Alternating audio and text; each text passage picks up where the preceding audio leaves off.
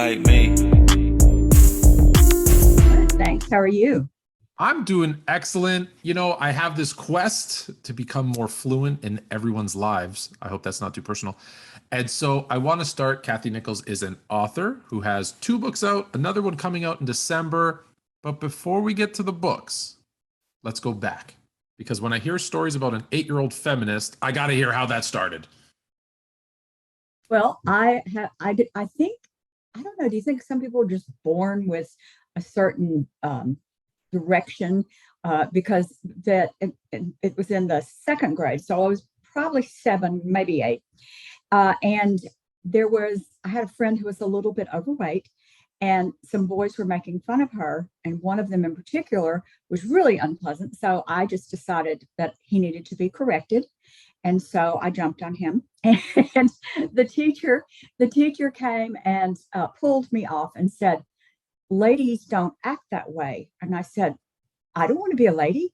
And she really did not quite know what to do with me after that. But the whole concept of being a lady sounded so boring. And I feel like that things have changed, that you can be both a lady and a feminist and a mom and a grandmother, but you still have to be kind of assertive and make sure people understand where you're coming from. And that my passion is women supporting women. Not that I don't love men. I have a great husband, I have grandson, and wonderful friends, but I feel like women need a little extra boost sometimes.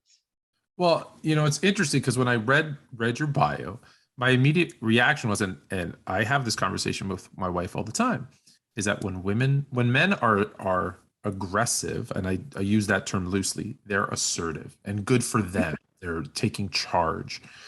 When women are the same way, they're not considered assertive. They're considered typically the B word, which I will not say. Exactly. And it's Yeah. how could they? How dare they?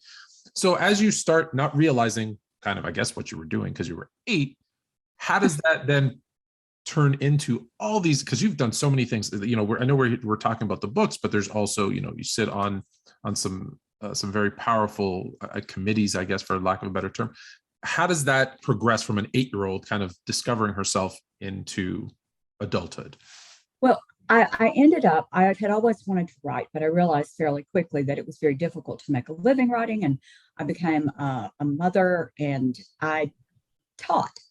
And while I was teaching school, I noticed that when you ask a question, I didn't make people raise their hand. When you ask a question, the boys start calling out the answers while the girls are politely raising their hands. And I thought, there's a delicate balance because women do things differently. And when women try to act like men, it comes across abrasive, which fine. I don't really mind that. If you need to be abrasive to get something done, that's what you need to do.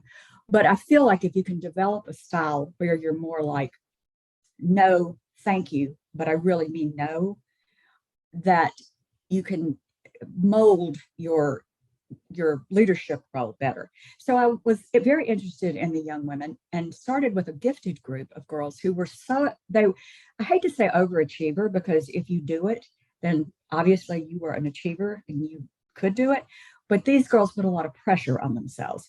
And so we started just kind of like a support group, and they were great. It ended up evolving over the years into a mentorship program where these girls first took care of themselves and each other. And then they said, we want to encourage other girls at high school, 9 through 12, girls to extend themselves, to try. And we want to support them if they do. And then they wanted to work with middle school girls in our, and then they worked with elementary school girls. And I had this girl come up to me. We had gone to her fifth grade class. And she came up to me, and I never even got to teach her, but she said, I want you to know that after your group came, she said, I immediately decided I am signing up for all advanced classes. I know I can do it. And she was a science killer. I mean, she was just so cool. And so I don't take credit for that because the girls really drove the program, but it was a very worthwhile thing to hear. And I realized that we don't understand that girls need that. They need the support from each other, and they need to know it's okay to be themselves, but they don't have to take anything they don't want to. And they can be leaders. I probably bore my daughter to death because I keep telling her this one story. And I said, look, you'll never know what you're capable of until you try it. And my daughter is 8, and she looks at me like, what do you mean? I said, look, everyone thought it was impossible to run a 4-minute mile. And then someone did it. And now everybody does it. And it just took that one person to break through and say, look, it's possible. And now it's not an overachievement to run a 4-minute mile. It's kind of that's the expected if you're going to be competing in athletics. So I hear what you're saying. It's that, and don't sell yourself short. I'm sure the girls did a lot, but obviously putting them in that position to hear those stories.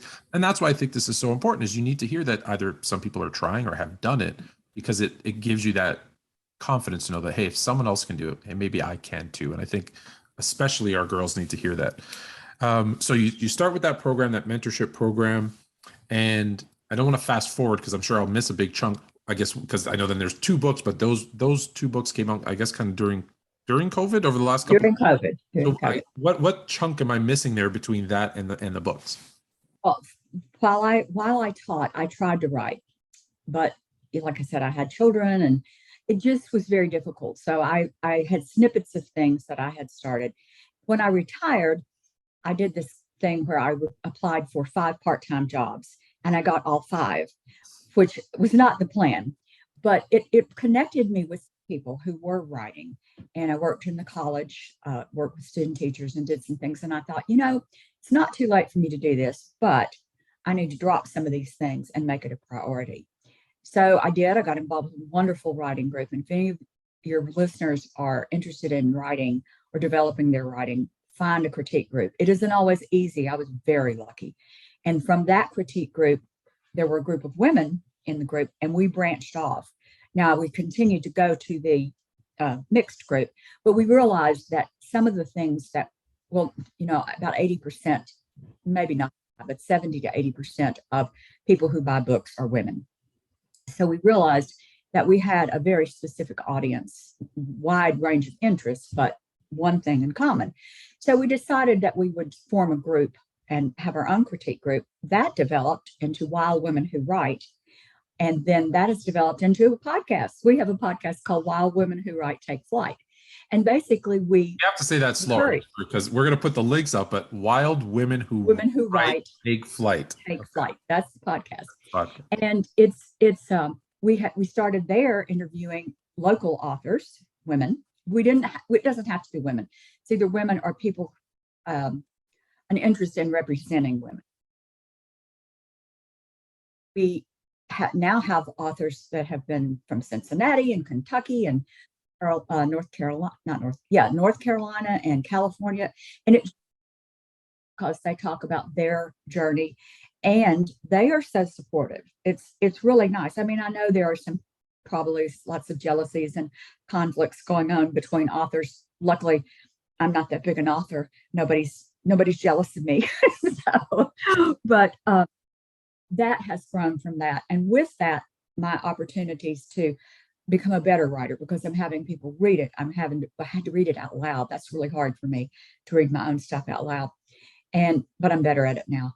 And just opportunities through this, what I call my passion for encouraging women. And what's really exciting about it is, of our group of 5 women, now 4 of us have been published or are about to be published.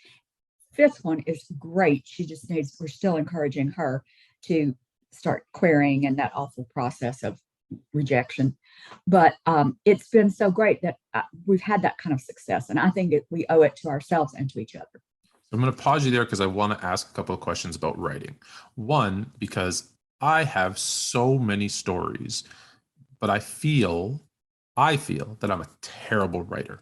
I don't feel like I can put my story that I have in my head or that I've lived and experienced down on paper or on a computer, as it were. I'm still old school. You can see I'm still holding my pen. So I always write stuff. So these critique groups, do you feel like that was something that, hey, you just went and you wrote how did you first pick a topic to write on? And then did you just write it and say, here, what do you guys think? Or how does that process work? And then I'm going to ask you about how do you get published? Because that's, I guess, everyone's end goal if you're writing.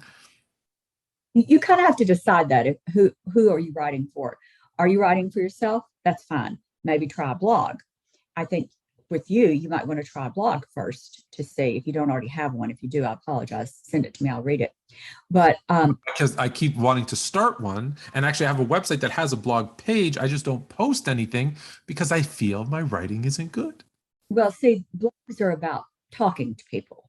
Hmm. So people are not going to be critiquing your blog based on, My bad oh, this grammar, and bad that. Yeah. spelling. But you can also run it through a quick check so that you don't have anything, hideous, Yeah. and then put it out there. I think what you need to do is get your stories down and then share them with someone who's also writing. And then you guys can talk it back and forth. Is this working for you? Would you read it? What I loved about my second one is that the way it worked is most of us were working on novels. It didn't have to be.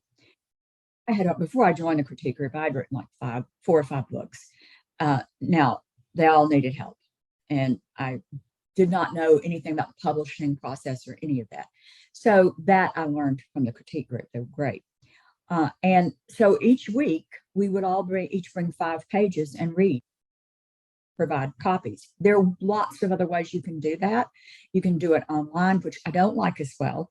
You can send the copies ahead of time, and people can have a chance to read it. But if you're really busy, you can commit to that time, that chunk of time, bring it and read it. We met every week, which was also great because you had that accountability piece.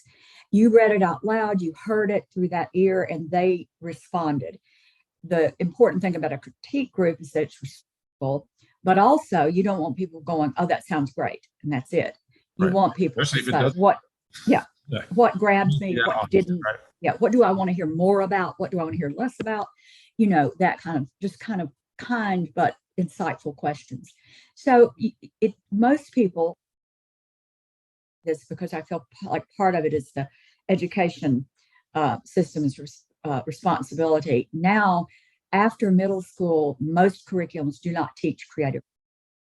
I had a creative writing elective at my school that I helped to develop, but they don't teach it. It's all geared to this is how you need to write in college. Well, what if you're not going to college, which is fine? Or what if but even if you are going to college, you need creative essays.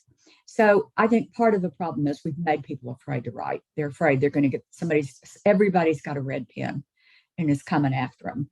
And I don't like that. And my I got better about it. I started out as a red pen person because that's all I knew. And then I realized they're never going to get any better if they're only looking for where I marked the contraction was wrong. It's like, where are their ideas? Do they have good ideas? And so I think your ideas are going to be great because you have had so many experiences. So if you just start sharing them with someone, do a run through if you're uncomfortable. My problem with blogging is I do run everything through an editor and whatever, so it takes me too long to do much blogging. And if you blog, you should do it fairly frequently, is what I understand. But start it. Start it. You've got a great audience built in, and ask. That's what you do. You say, "I'm not confident in my writing. What did you like? Yeah. What should I leave out? What should I develop? Help me." Thank you. I appreciate that. Yeah. So let's get to the first 2 books. So is it because were you locked down and had time during COVID, and that's why, or just coincidentally they came out during COVID? I had been, like I said, when I retired, and that's been about 10 years now, I started getting serious about it. So I was not cranking out books, but maybe one every like year and a half. And then once I got really involved with the critique group, I picked the one that I was working on. Oh, I lost your audio there for a second.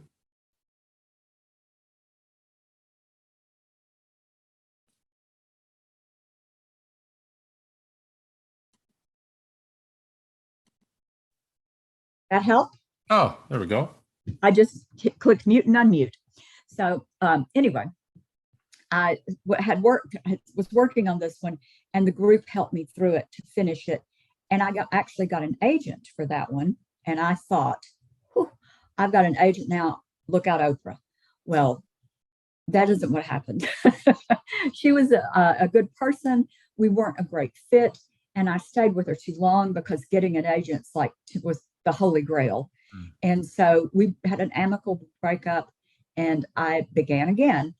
I came across an independent publisher, Black Rose Writing. They're out of Texas. And they were in Writer's Digest, which is a very reputable writer's journal. And they were interested. So I submitted, and I am going through an independent publisher, which is very similar to the big publishers in that, except they don't edit for you. They do help you promote, and the big companies are not authors that much. They put all their money into the people who really don't need promotion. So I recommend if you want an agent, keep trying, but look into other options. I wouldn't want to self-publish because it's so hard. But self-publishing is no longer vanity press. So there's no shame in self-publishing. Unfortunately, a lot of self-publishers don't take the time they need to. So it kind of gets bad reputation. But if you have an audience and you want to self-publish, that's great. But I've been happy with the independent publisher. And my first book is called The Sometimes Sister. I had been working on it for about 2 years, and it got published as COVID hit. And it came out 2020. And that was when bookstores weren't even open in our area. And so I book launches like. The second one is called The Unreliables, and it came out in this past February, right when COVID had picked back up. So I feel like I'm a little scared about this other one. It's December. Now, is So it available on like for Kindles and those types of things? Yes. They're on Amazon. They're on Barnes and Noble. They're on Black Rose Writing. They're, all you have to do, be careful. There are 2 Katherine Nichols. And mine is the one with the Sometimes Sister and the Unreliables. She's a journalist. I'm not a journalist. Okay. So, yeah. Tell me a little bit about those. So the Sometimes Sisters is a fictional book about. It's all fiction. I only write fiction. Which is often stranger. I mean, truth is almost more strange than my fiction sometimes. Maybe I'll tell you my idea in a minute after you tell us. Oh, I'd love to hear it. Yes. Go ahead. But so the Sometimes Sister obviously is about sisters. It's an older sister who absolutely adores her younger sister. Her younger sister is the shining star of the family, beautiful, and the older sister wanted a sibling for forever. Well, unfortunately, the younger sister steals her older sister's fiance, and they run off together to Ecuador. And you find out very quickly that something terrible has happened to the younger sister. So Grace is the older sister, the narrator, and she has to go to Ecuador ostensibly to get the body and to find out what has happened. And while she's there, she learns a lot of things that are frightening. And there's a lot of suspense. There's some danger. There's some romance. She meets a really nice, hot guy. And so and then she also remembers some deep family secrets about her mother and grandmother, and realizes that she comes from a line of women who don't take any crap, and that she is capable of far more than she thought she was. And that's a theme that pops up in almost everything I've written. The second, and that one has a sweet ending. I don't like to leave people sad. I'm not going to ever be probably Hemingway, which is fine with me. But where you're left going, oh, I don't want to do anything now. So the second one is The Unreliables, and there's going to be a theme of recovering from grief and loss in that one as well. And it's about a writer. She's just kind of a nice person, but her books have this sexy hero named Garnet. And the writer, Kara, her husband is killed. And the police say it was just a random thing, and she doesn't feel like it is. So she's not like an amateur sleuth, but she just wants answers. Mm-hmm. And as she gets more involved and more associated with people who aren't really trying to help her, she thinks they are, but they're not, her character, Garnet, starts speaking to her and sort of helping her along. Now, she's not crazy, but okay, to understand. I know my husband comes in sometimes and he would probably think I was talking to myself if he didn't know. No, she's talking to her characters Right. and they're talking to her and she's working it out. So that one, the Unreliables, also examines when is creativity can be crazy and what's too much crazy. Is there such a thing as too much crazy when you're writing? I don't think there is, but then I might be crazy. You know, I a little bit of crazy is good. So I'm not speaking in writing, I'm speaking in general. A little Exactly. crazy is good. There is too much crazy in life, but a Yes. little crazy probably makes sense. As long as you know it. As long as you know it's Because crazy. you're aware of it, yeah. And you're fine. Okay. And so before we get to the new one that's coming in December, so let me tell you. So my idea, and tell me if this is too crazy. I've always had this thing. I said, if I ever figure out how to write, I want to do, and I know it'll sound weird at first, but I think you'll get it because you're right. I always had this idea of doing a fictional autobiography. Ooh.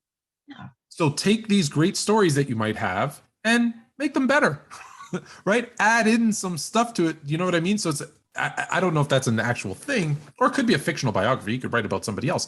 But I've always thought like, yeah, this story is really good, but if Yeah, what do they call that? Well, this is not the same, but Truman Capote wrote In Cold Blood, and that got a whole different category started called creative nonfiction, because much of what he has in that book is based on interviews with killers, but also he makes up stuff. Right. So you can't read it and think, well, this is an actual crime account.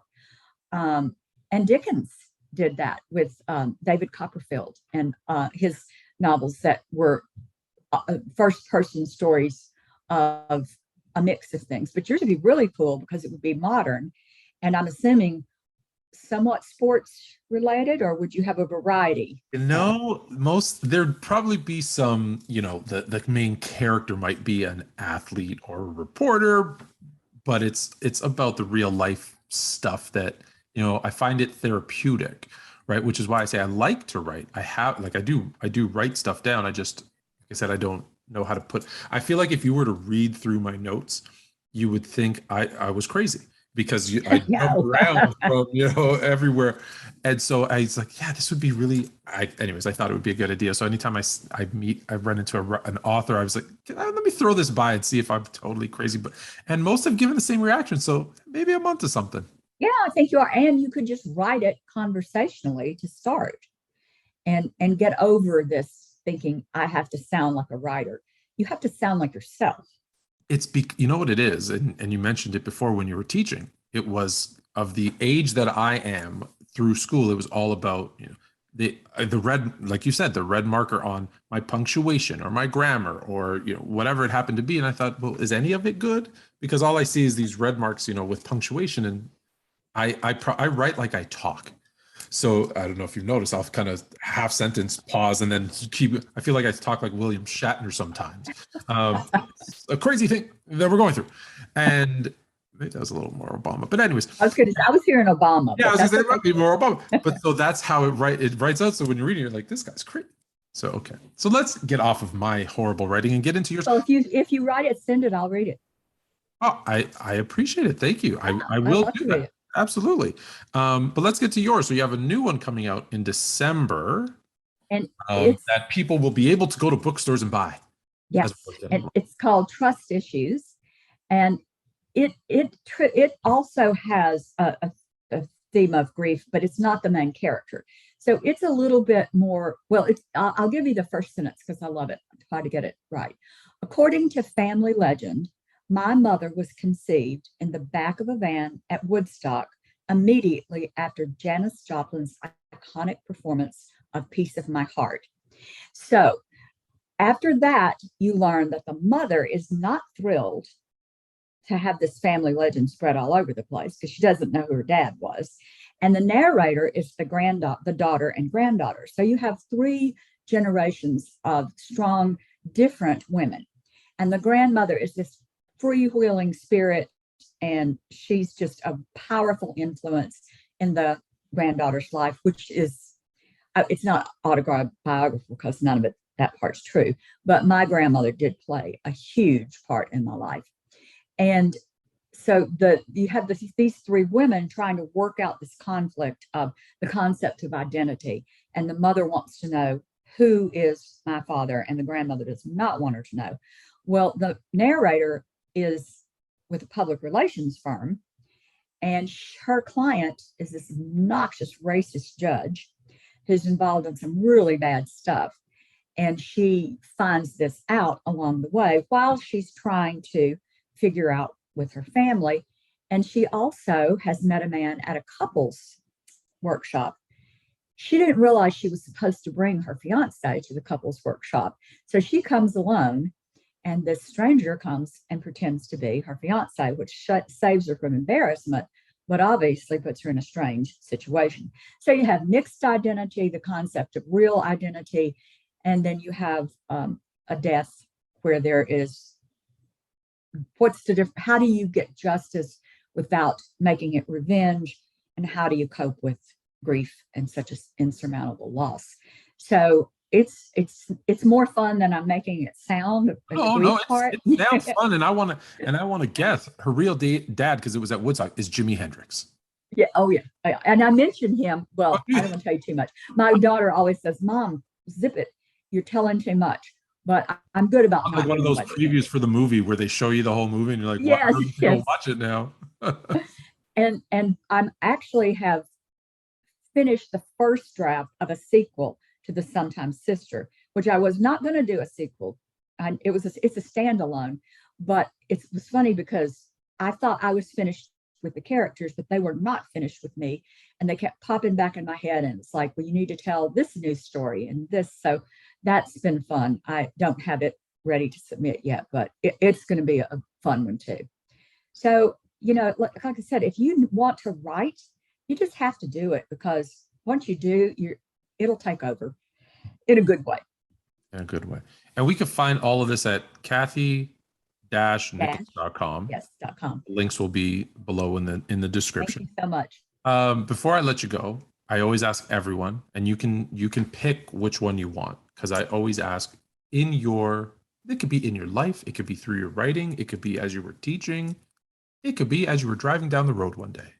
If you would be so kind as to share us either the funniest or most embarrassing thing you've had to deal with. Typically it's with your writing, but like, I don't know, maybe one of your characters woke you up in the middle of the night and you had a conversation, and it's, anything that could be. Okay. Well, I don't write graphic sex. I lead up to it. Like there's making out, lots of heavy breathing, and then they're having breakfast. Black, and they're having and breakfast the next day. Every book has to be a movie to me, just so you know. Yes. Okay. Yes. And they're very hungry at breakfast. Yeah. So this with Garnet, I have a little snippets of a book within a book. So I have a scene. It's very short, and it's really not graphic, but it's steamy.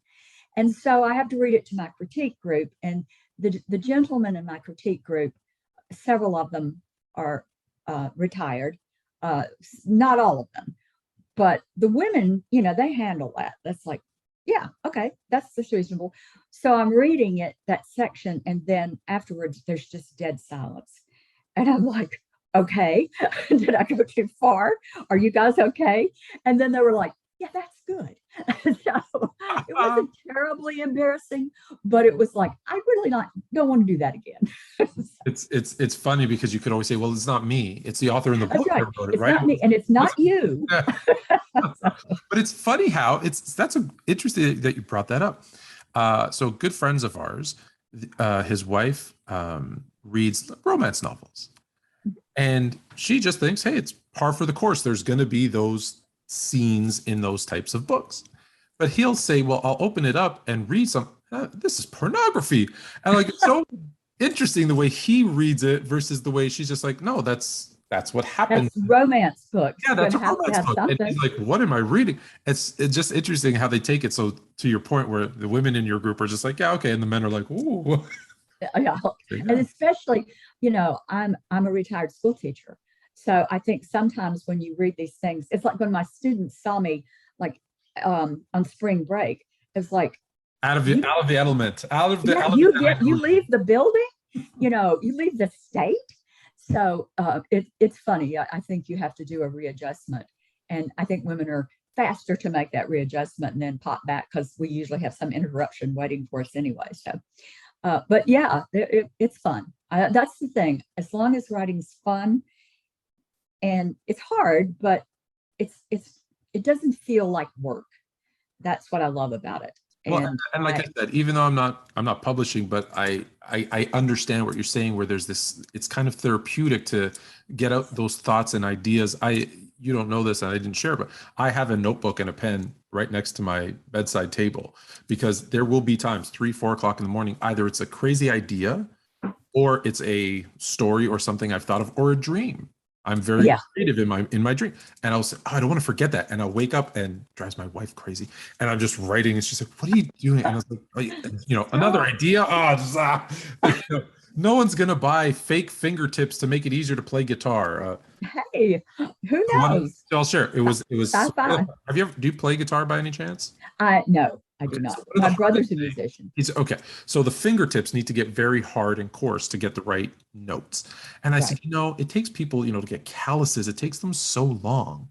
What if we invented these little fingertip, like almost like, like what are those things that they use for sewing? A thumb, Oh, thimbles, thimbles. a thimble, but like kind of like thimbles, but for every finger so that you can actually play the chords better when you play guitar.